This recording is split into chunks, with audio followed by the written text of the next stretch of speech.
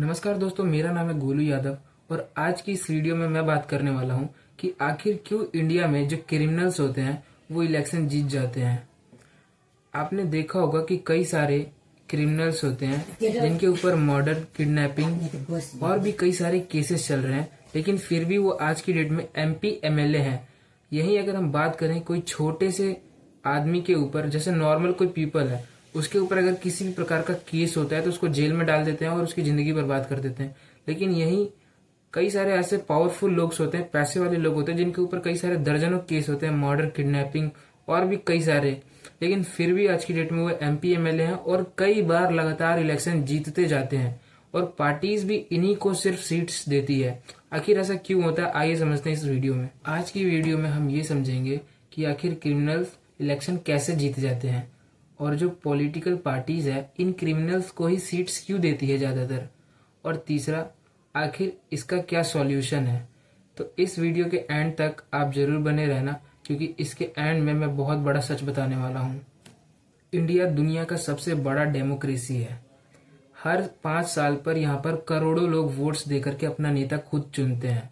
लेकिन सबसे shocking news ये आती है कि कई सारी रिपोर्ट्स के मुताबिक जो एमपी एमएलए हैं इनके ऊपर कई सारे क्रिमिनल केसेस होते हैं।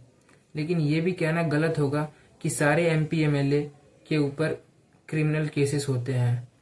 लेकिन सवाल ये उठता है कि आखिर लोग इन्हें वोट्स क्यों देते हैं। आइए समझते हैं इसके सबसे बड़े रीजंस को। तो सबसे पहला रीजंस होता है पावर और मनी, शक्ति, ताकत और पैसा। पावर और मनी आज की डेट में जिसके पास है वो इलेक्शन इजीली जीत जाएगा। तो भाइयों, ऐसा होता है कि इलेक्शन लड़ने के लिए लगते हैं बहुत सारे पैसे, करोड़ों रुपए खर्च होते हैं इलेक्शन के कैंपेन में, जो कि कोई आम इंसान तो कर नहीं सकता है। जो भी अमीर और रिच लोग होंगे उनके लिए इलेक्शन लड़ना बहुत ही इजी हो जाता है, क्योंकि वो पैसे खर्च कर देते हैं आसानी से। लेकिन जो ये क्रिमिनल्स होते हैं इनके पास पैसे तो बहुत होते हैं। दूसरी बात, इनके ऊपर लोकल इन्फ्लुएंस भी रहता है, जिस वजह से पार्टीज इन्हें जानबूझकर वोट सीट देती है। सीट देने के लिए ये सोचती है कि इनका तो लोकल इन्फ्लुएंस भी है और पैसा भी इनके पास बहुत सारा है इलेक्शन में खर्च करने के लिए, और इस वजह से पॉलिटिकल पार्टीज इनको सीट देती है और ये सोचती है कि ये आराम से जीत जाएंगे, क्योंकि उनके ऊपर लोकल इन्फ्लुएंस जो रहता है वहां की पब्लिक का। रीजन नंबर 2 होता है फियर एंड इन्फ्लुएंस। कई बार क्या होता है कि इलेक्शन में जब क्रिमिनल्स खड़े होते हैं तो लोग वहां के डर के मारे उनको वोट्स देते हैं कि आखिर इससे पंगा लेना ठीक नहीं होगा। इसी वजह से, उसके डर से जो क्रिमिनल ने अपने एरियाज में दबदबा बना के रखा है, इस दबदबे के कारण लोग डर के मारे उस क्रिमिनल को वोट देते हैं और फिर इस वजह से वो जीत जाते हैं। इसीलिए कई लोग डर की वजह से, या कहें तो प्रेशर में, वोट क्रिमिनल्स को दे देते हैं। इंडिया में तीसरा सबसे बड़ा रीजन है क्रिमिनल्स के इलेक्शन जीतने का, कास्ट और कम्युनिटी। क्या होता है कि कई बार क्रिमिनल्स के क्रिमिनल रिकॉर्ड को आम जनता इग्नोर कर देती है, क्योंकि वो उनकी कास्ट का या उनकी कम्युनिटी से बिलोंग करता है।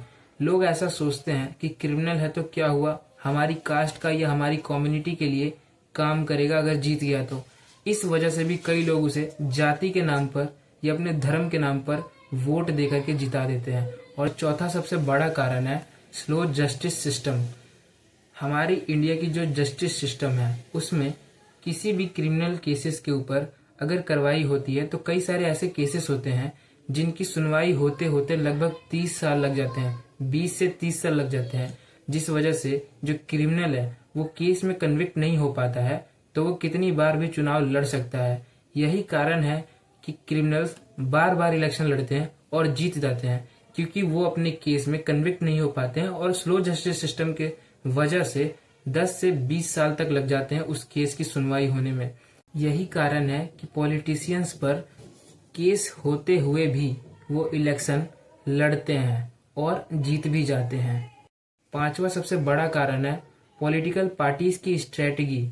कई बार पॉलिटिकल पार्टीज को ऐसा लगता है कि इस क्रिमिनल की जो लोकल इन्फ्लुएंस है, जो जनता में पकड़ है, वो बहुत ही ज्यादा मजबूत है। इस वजह से पार्टीज उन सबके क्रिमिनल रिकॉर्ड को साइड करके और जीत का मुद्दा बना करके उस व्यक्ति को सीट देती है और वो इलेक्शन जीतता है, सिर्फ जीत की वजह से कि हमारी पार्टी जीतेगी, इस कारण से क्रिमिनल को सीट देती है और वहां की जनता उसे वोट दे करके जिता देती है, क्योंकि जनता में उसकी पकड़ होती है। अब सवाल ये उठता है कि क्या हर क्रिमिनल पॉलिटिशियंस बुरे होते हैं? तो जरूरी नहीं है कि सारे पॉलिटिशियंस का और क्रिमिनल केसेस में गिल्टी होना जरूरी है, क्योंकि कई बार झूठे मुकदमे भी लग जाते हैं। कई बार झूठे केस की वजह से पॉलिटिशियंस एक दूसरे के ऊपर केस करके उनको झूठे केस में फंसा देते हैं। तो ये भी स्लो जस्टिस होने का कारण है कि भाई अगर झूठे केस में फंसा दिया, उसके ऊपर अगर इल्जाम लग गया, एलिगेशन लग गया, तो इस वजह से भी टाइम लगता है, लेकिन उसको जीतना तो जरूरी है। लेकिन सबसे बड़ा डेमोक्रेसी के लिए चैलेंज तब आता है जब सीरियस क्रिमिनल जो होते हैं, जिन्होंने असल जिंदगी में क्राइम करा है, और वो इलेक्शन जीत जाते हैं। तो सबसे बड़ा डेमोक्रेसी के लिए खतरा वो माने जाएंगे। अब सबसे मेन बात ये आती है कि आखिर इसका सॉल्यूशन क्या है। तो फास्ट ट्रैक कोर्ट, ताकि पॉलिटिकल केसेस जल्दी डिसाइड हो सके। दूसरा, पॉलिटिकल पार्टीज पर दबाव कि वो किसी भी क्रिमिनल टाइप बैकग्राउंड वाले व्यक्ति को टिकट ना दे। और तीसरी चीज, वोटर्स की अवेयरनेस। जनता खुद उस व्यक्ति के बारे में सर्च करे जो इलेक्शन लड़ रहा है, कि आखिर उसका बैकग्राउंड कैसा है, क्या वो क्रिमिनल है या एक नॉर्मल इंसान है, उसका व्यक्तित्व कैसा है। ये जनता की अवेयरनेस पर डिपेंड करता है। Strong election laws, election commission उन व्यक्तियों को सीट दे ही ना जिनके ऊपर कई सारे सीरियस क्रिमिनल केसेस हैं। सबसे बड़ा पावर वोटर्स के पास होता है, क्योंकि वो अपने वोट से ही इलेक्शन वोट दे करके किसी को भी पावर देते हैं। तो दोस्तों, आज हमने क्या सीखा कि आखिर क्रिमिनल्स इंडिया में इलेक्शन कैसे जीते जाते हैं। तो सबसे पहले आपको पता चला power, influence, caste, community, slow justice system, local influence, ये सारी चीजों से ये जो क्रिमिनल्स होते हैं इलेक्शन जीत जाते हैं। लेकिन यहाँ पर सबसे बड़ा अवेयरनेस लोगों के बीच होना चाहिए, क्योंकि आखिर उसे जिताते तो हम लोग हैं, आखिर आम जनता ही उसे जिताती है। तो हमारे अंदर अवेयरनेस होना सबसे ज्यादा जरूरी है, क्योंकि हमारे वोट से वो पावर में जाते हैं। तो अगर आपको ये वीडियो इन्फॉर्मेटिव लगी होगी तो इस वीडियो को लाइक करना, शेयर करना और कमेंट करना कि क्या क्रिमिनल्स को इंडिया में इलेक्शन लड़ने की अनुमति होनी चाहिए या नहीं होनी चाहिए। और चैनल पर नए हो तो सब्सक्राइब करना मत भूलना। मिलते हैं अगली वीडियो में, तब तक के लिए जय हिंद, जय भारत।